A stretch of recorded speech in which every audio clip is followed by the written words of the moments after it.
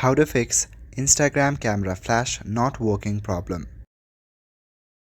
If your Instagram camera flash is not working, follow these steps. Firstly, open settings on your device. In your settings, scroll down and click on the app option.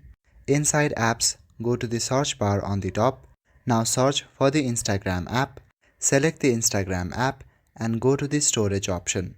Inside storage, at the bottom right corner, click on Clear Cache to clear all your unnecessary cache. Now go back to your previous page. You will also need to look for any kind of updates that may be available. For that, open App Store or Play Store on your device. Sometimes most of the lags or bugs might be caused due to late update, so make sure that you are checking on updates frequently. Now click on the update option to update your Instagram app.